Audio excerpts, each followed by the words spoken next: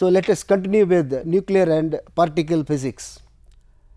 So, in this class we shall be discussing beta decay and electron capture in more detail, and what will be the transition energy for beta decay and electron capture, and more importantly we will discuss neutrino hypothesis proposed by Pauli.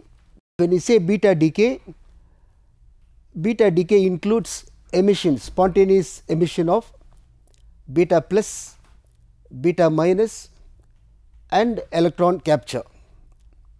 So, we will be going in detail, but here when we say beta decay, it includes generally beta plus, beta minus and also electron capture. So, in beta decay A remains constant. So, in beta decay A will be remaining constant, which is isobaric transition. So, already we have stated earlier, for you to just remember isobaric, you remember this A is constant for isobaric transition, only the Z changes. So, here Z becomes Z plus or minus 1, A remaining constant, Z will become Z plus or minus 1 in all beta decay. More specifically, when we think about beta plus, Z will become Z minus 1, because one beta plus is a positive charge particle with the mass that of electron, charge is positive. So, when the positive charge comes out of the nucleus, one neutron number decreases. So, this refers to the neutron number Z. So, the Z becomes Z minus 1 because of the emission of one positive charge. When you take beta minus emission, Z becomes Z plus 1, because removal of a negative charge is equivalent to adding a positive charge. So, it becomes Z will become Z plus 1. So, this is the background. Now, here when does beta plus occur? Beta plus will occur when there is proton excess, when the charge is too much inside the nucleus, when the charge is larger than what is required for stability, one proton wants to give up the charge. So, we get beta plus emission when the proton, when there is proton excess, and when there is a deficiency of proton, then it will become beta minus will be emitted and the charge will become Z plus 1, one proton number will increase. Therefore, now what is electron capture? Electron capture, when there is proton excess, already we stated when there is proton excess beta plus takes place, but sometimes beta plus will not be allowed to come out. There is a selection rule, it will not be allowed to come out. We will come into detail what is the condition why beta plus is not allowed. So, the nucleus is having excess charge, so it wants to give out one charge, but beta plus is not allowed. So, what else it can do? So, what will happen is it will pull one electron. So, the nucleus which is having excess positive charge wants to give out one charge by emitting beta plus, or when it is not allowed, we will see why it is not allowed. When it is not allowed, it wants to reduce the charge by pulling one electron in from the atom. So, in the atom we have got electrons. So, it will pull one electron, thereby one proton will become neutron. So, one charge will decrease. Therefore, in electron capture, EC is electron capture. In electron capture, a proton excess nucleus quenches one of its charges, that is the charge will be positive charge will vanish. It quenches one of its charges by pulling an atomic electron into the nucleus. What is the most probable one? Closest one will be K electron. So, it is called K electron capture. So, the K electron will be pulled inside, thereby again Z becomes Z minus 1. So, we are able to visualize there is a proton excess, one electron comes there, so and the positive and negative vanishes, the charge vanishes. Therefore, one proton number has reduced, that proton has become neutron. So, Z becomes Z minus 1. See here, remember A equal to constant. So, the number of nucleons do not change, only one proton number has reduced, which means proton has become a neutron. Therefore, what we observe is beta plus, when there is proton excess, beta plus takes place, or the other processes electron capture can take place. Therefore, as a summary, what we can say is beta plus and electron capture are competing processes. Either beta plus will take place or electron capture will take place. They are competing processes. So, with this in mind, we will go to the next slide. So, the transition energy. So, what is the energy which is delivered during beta decay? Already we said beta decay includes beta minus, beta plus and electron capture. So, we will just take one by one. So, we are taking the first one as beta minus. For beta minus, Z becomes Z plus 1. Already we stated that Z will become Z plus 1 for beta minus decay. Now, what is the energy, the Q value? What will be the energy of the beta which emerges out, or what is the energy that we expect? What is that energy? It will be nothing but the difference in binding energy of the parent and daughter, or that will be also equal to difference in mass between parent and daughter. So, the mass of the parent will be larger than mass of the daughter. So, here this is parent has got Z, daughter has got Z plus 1. So, the mass of the parent we write as MaZ and mass of the daughter we write as MaZ plus 1. So, this is the mass, difference in mass.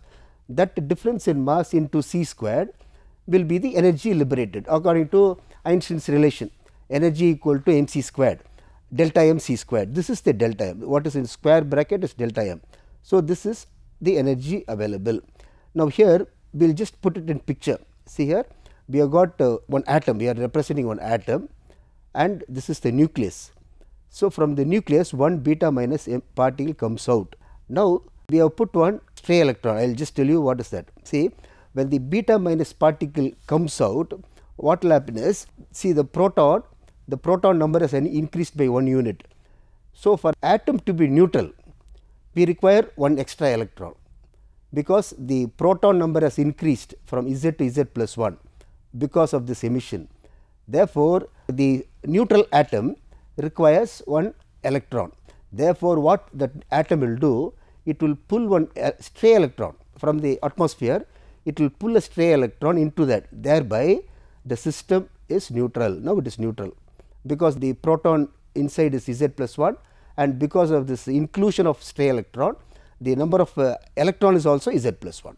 So, now here in this process there is no change in electron mass, because one electron mass has emerged out, another electron mass has entered the atom.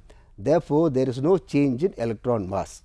So, there is change inside the nuclear mass, there is a difference in nuclear mass, but there is no change in number of electron, there is no change in electron mass, because one has come out and one has gone inside. To maintain charge neutrality, that is what I just explained. To maintain charge neutrality, the atom pulls a stray electron into the atomic shell, that is this part, from a stray electron. So, you just will just summarize this. For beta minus, there is no change in electron mass, number of electron, only there is a change in the nuclear mass. Now, we will go to the next thing. We take beta plus, here Z becomes Z minus 1, that is the initial discussion we had. Z becomes Z minus 1 for beta plus emission. Now, what is the Q value of this beta plus? Again, we have to take the parent, mass of the parent minus mass of the daughter. So, we take mass of the parent and mass of the daughter. So, this is the nuclear mass of the daughter. And what is this one? So, we have included another part. With the diagram, we will be able to understand what is this. See, as far as beta plus is concerned, beta plus particle comes out. Thereby, what happens? Z becomes Z minus 1. The proton, number of proton has decreased by 1 unit, because of this emission. Now, for a neutral atom, the number of proton must be equal to number of electron. But here there is one shortage, the number of proton is only Z minus 1. Therefore, because of this beta plus emission, there will be one extra electron, on the atomic shell.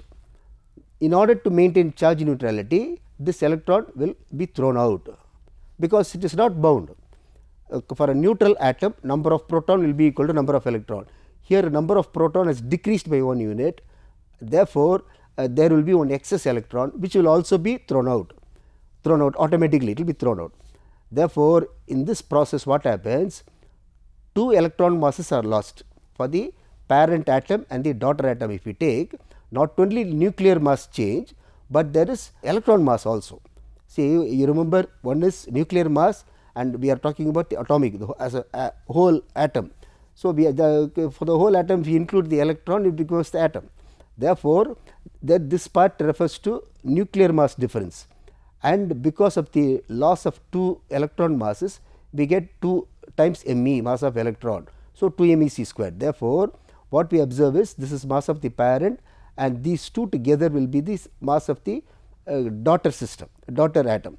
Therefore, minus this and also this one.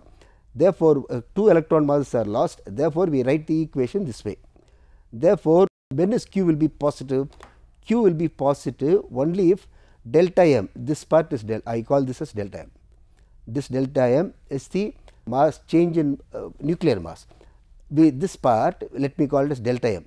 So, only when this delta m is greater than 2 MEC squared, then we will be able to get Q positive. If this part, if the first two terms to put together, if it is a smaller quantity, then it will be a negative. When it is negative, it is not at all energetically possible, because Q is greater than 0 is the condition for any emission, alpha, beta or gamma. Any emission, this Q must be greater than 0. Only then reaction becomes, decay becomes energetically possible. Therefore, Q beta plus must be greater than 0 only if delta m is greater than 2 MEC squared. See, we have just put 2 MEC squared because this is an energy, and here this delta m, here also we can put 1 C squared, or this is for energy, because it is energy we have just included that way. So, this difference delta m must be at least greater than 2 ME. Let me put as 2 ME. This is also in energy, this is also in energy, 2 ME. That is the condition. Therefore, what will happen is, this is for beta plus. As a summary, just take for beta plus, we have to have at least delta m greater than 2 MEC. That is why we get restriction for beta plus, because there is a condition imposed, whereas for beta minus there is no condition imposed. Here there is a condition only if. So, this is the condition imposed. Now, we will go to the third one, electron capture. So, here again electron capture, Z will become Z minus 1, because the nucleus will pull one atomic electron into the nucleus, thereby Z becomes Z minus 1. So, EC, when you take Q value of EC, MAZ minus MAZ plus 1, this is the parent mass MAZ, and this is the daughter mass MAZ plus 1, Z minus 1 into C squared, that is equation 3. This is the energy. Here pictorially just see, this is the atom. In the electron capture, what happens is, one of the atomic electron is pulled inside, because the nucleus is having excess charge, excess proton. It wants to reduce one charge. So, it will reduce the charge by beta plus emission, or by pulling one electron inside, pulling a negative charge, thereby one charge will be neutralized or quenched. So, this electron will be pulled inside. So, what you see is, there is no change in electron mass. This electron was outside the atom, now it has gone inside. Therefore, there is no change in electron mass in the parent atom and daughter atom, because both have got same number of electron. It is only displaced from one position to another.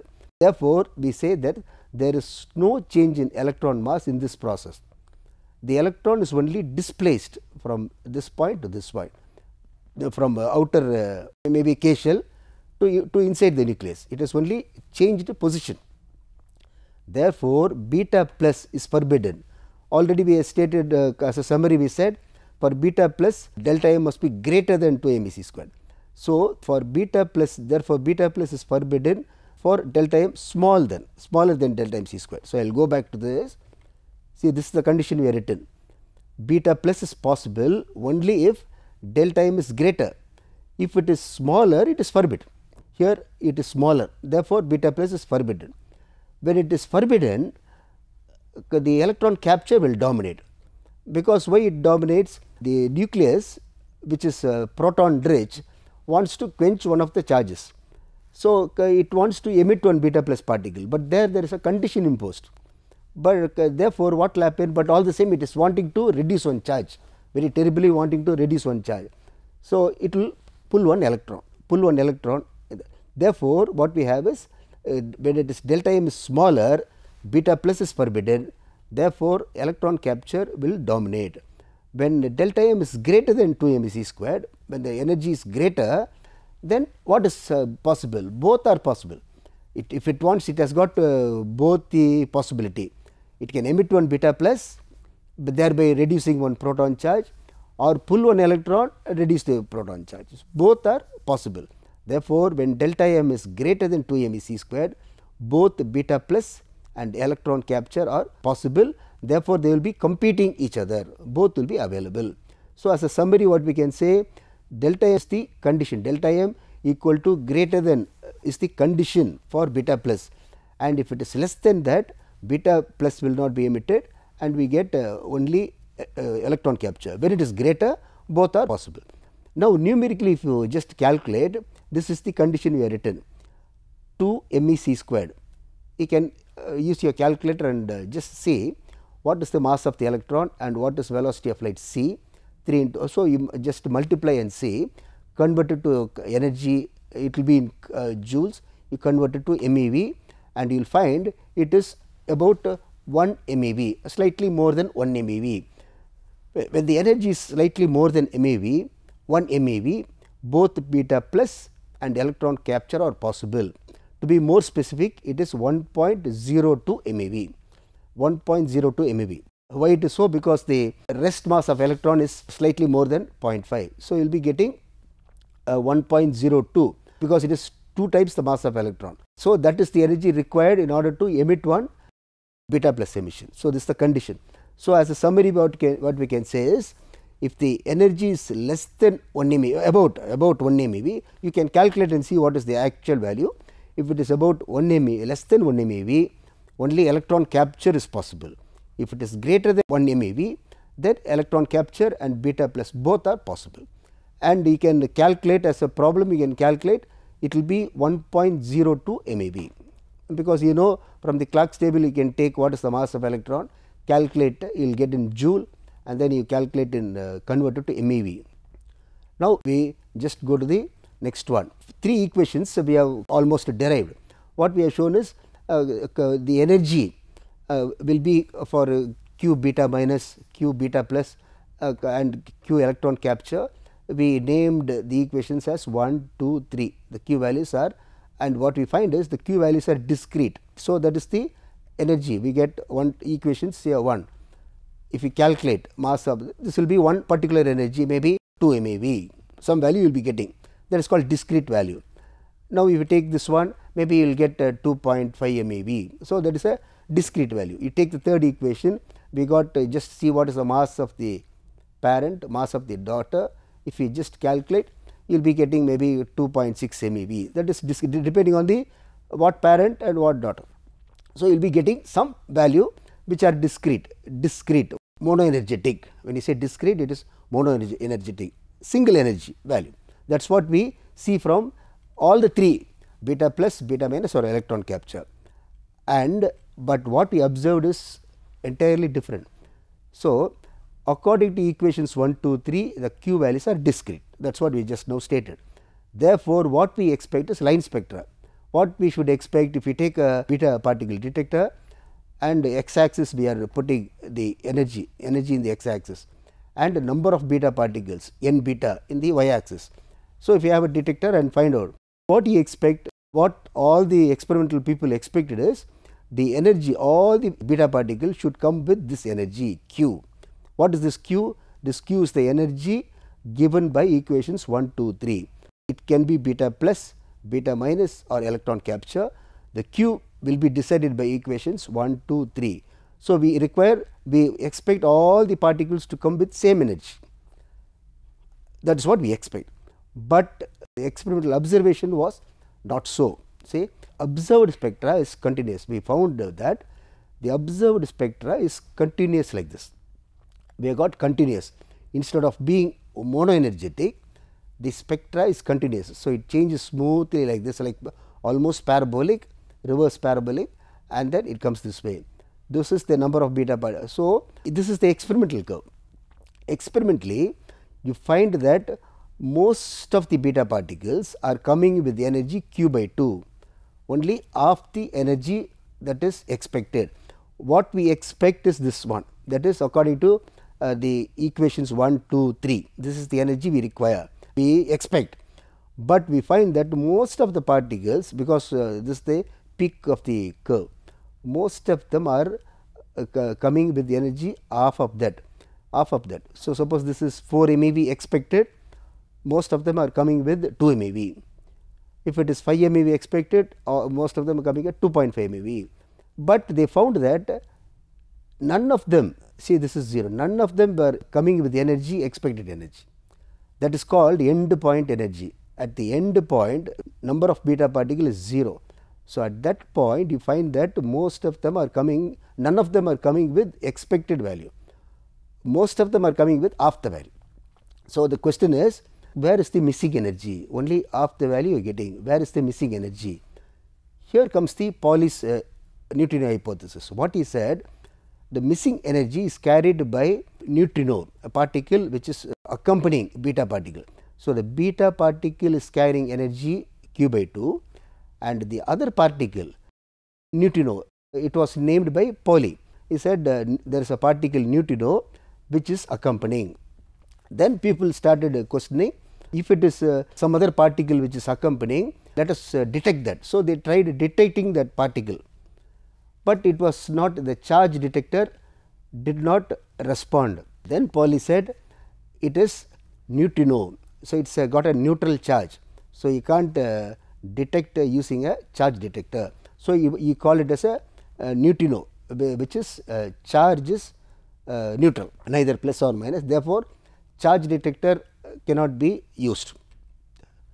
So, what we observed is most of the beta emitted were emitted with energy q by 2. So, the neutrino carries the missing energy, that is what we just now said. The charge detectors fail to detect the neutrino. Therefore, the property of the neutrino is, we say it must be a chargeless particle. Now, what the next set of experimental people tried is, so why can't we put on calorimetry experiments? What to do? For example, cobalt 60. Cobalt 60 is a beta emitter. Now, the expected value, just for example, suppose the expected energy is 4 MeV, and the detector, charge detector is showing only half of the 2 MeV. Now, what the experimental people suggested is, let us put the cobalt 60 inside a calorimeter. If we put inside a calorimeter, then what happens is there will be temperature increase due to beta particle and also neutrino. Therefore, the temperature will be rising. So, from that we can always find out what is the total energy released, whether that particle is taking that energy. Now, what they found is the calorimetric experiments also failed to detect. Then what do you expect? Pauli would have answered. So, the charge detector did not detect, even the calorimetry experiments did not detect that energy goes missing. Then what Pauli said is, that is a particle which is having weak interaction with matter. So, only when it interacts with the calorimetry, maybe in a calorimeter we got oil or water. So, only when it interacts with that matter, then it can exhibit manifest energy, increase in temperature. Now, this neutrino, this fellow is having very weak interaction with matter, that is what Pauli said. And what they did, they found out the area, say in this curve, if you take the area, this is energy, see so many particles are coming with so much of energy, so much of particle coming with so much energy, this one so much energy. So, if you integrate the whole thing, I must be able to get the total Q value. They wanted to find out the area of the curve. Even the area of the curve corresponded only to Q by 2. Now, there is a serious problem. Whether there is a really missing energy, conservation of energy is a question. Then what neutrino said is, it is not the particle is carrying the energy, but we are not able to detect that. Pauli further wanted to establish this neutrino hypothesis. So, what he said, see the neutron becomes proton, and by emission of beta minus particle, and along with that antineutrino. So, neutron becomes proton, beta minus. So, you see the charge, as far as charge is concerned, this side is 0, this is positive, this is minus. So, the charge equation is correct. This antineutrino accompanies beta minus particle, that is chargeless. So, the charge equation is correct. So, here neutrino and antineutrino, we will go into that later. So, a particle which is accompanying beta plus is termed as neutrino, and the particle accompanying beta minus is antineutrino. So, we get the symbol. Later we will discuss how neutrino is different from antineutrino. Now, if we take spin into account, the spin is off here, because neutron is a spin-off particle, proton is a spin-off particle. This is beta minus particle, that is like electron, is a spin-off particle. Now, if you do not include neutrino, what will happen is this side it is off, this side is off and off. So, it can be either parallel combination or anti-parallel combination. It will take plus of minus of 0 or plus of 1. So, this side is off and this side will be either 0 or 1, which violates the spin conservation. Therefore, he included neutrino and said that neutrino should have spin off, only then spin is conserved. So, what we see is neutrino, Pauli said the particle, the neutrino should have spin off particle, only then it will be, we will be able to account for spin. So, the spin is conserved only by including neutrino or antineutrino, along with beta plus neutrino, along with the beta minus antineutrino. Therefore, as a last sentence, what we can say is Pauli's neutrino hypothesis is established for two reasons. In order to account for the missing energy, if we do not take neutrino into account, we cannot account for the energy which is missing, who has taken, some theft has happened, who has taken. Neutrino is the culprit, he has taken the missing energy, and also only by including that neutrino we will be able to have spin conservation. So, thus the neutrino hypothesis was established. Now, we will just will summarize what we have.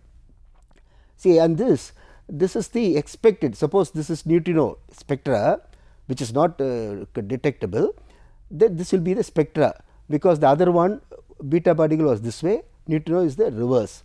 In the International Neutrino Observatory, INO Theni, Madurai, this is the laboratory which is being established in order to detect neutrino. Let us summarize. So, the beta decay includes beta plus, beta minus electron capture. Beta plus and electron capture are competing processes, and beta plus occurs for energy greater than 1.02 MeV. Neutrino is included for two reasons: missing energy and spin conservation. We will just pose a few questions. What is electron capture? Write down the Q value equations for beta decay. For what energy is beta plus emission possible? Thank you.